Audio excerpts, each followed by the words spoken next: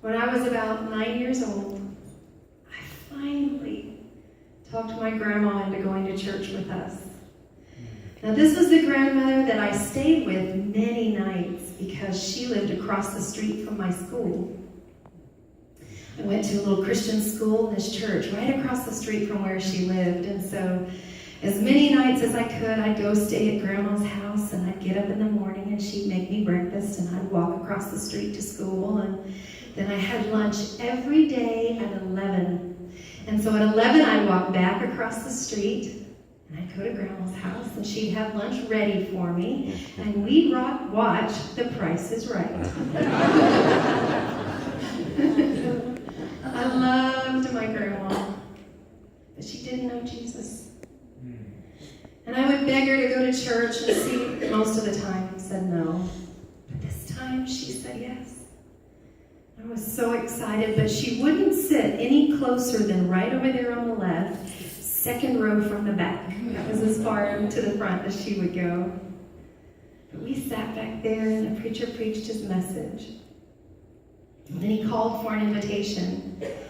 And my little heart wanted my grandma to know Jesus so badly. And I didn't know what else to say, so I tugged on her sleeve.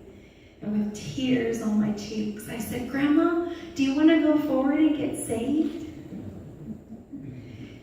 And for the first time, my grandma was stern with me. She said, "If you don't stop crying, I'm going to go home."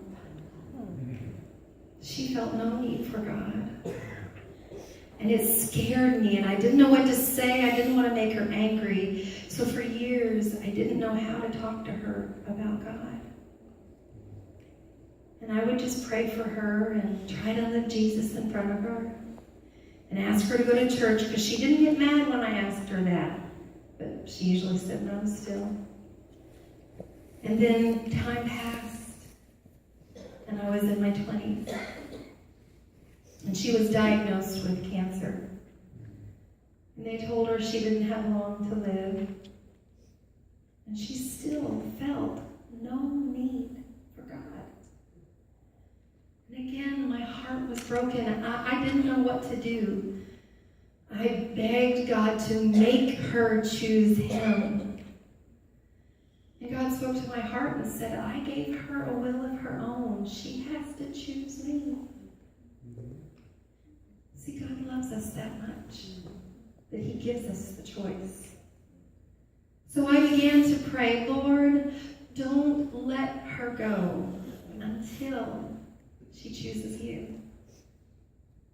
And we were traveling and singing with my dad at that time, so there were often weekends we were on the road, and I didn't get to see her every day of the week. And I traveled the country begging everyone to help the doors of heaven with me for her soul.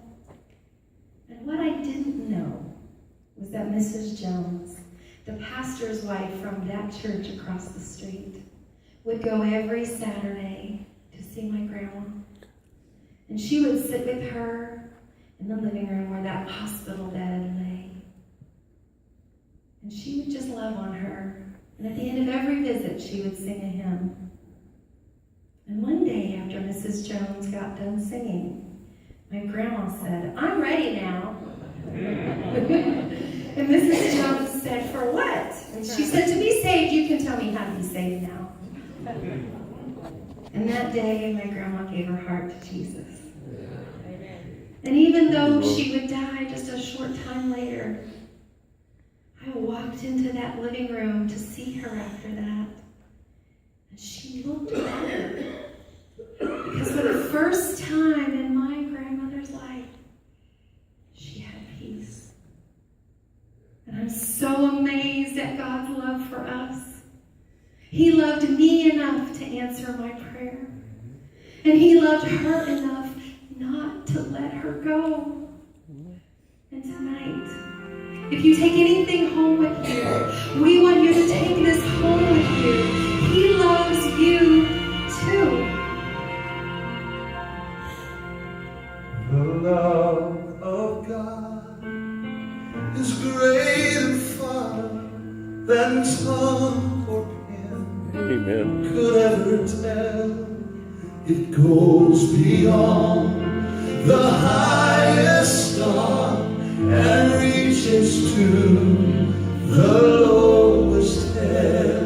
The guilty man bowed down with care. God gave His Son to win.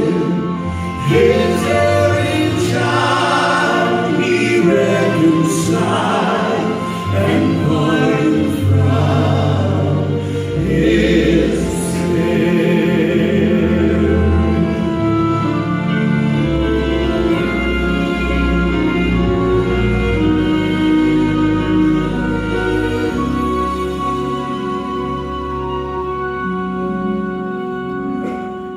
Could we with the ocean fill and blue sky